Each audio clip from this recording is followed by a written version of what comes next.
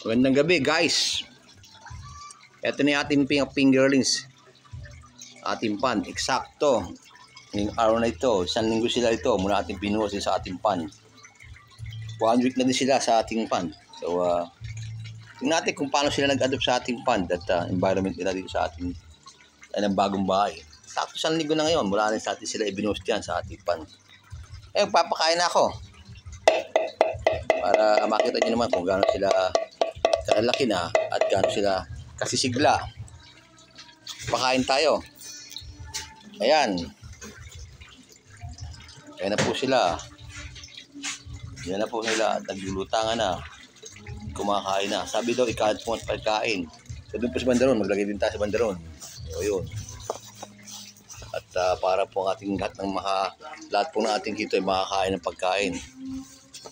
Sabi po natin ating food page. Bawat corner ng ating pan.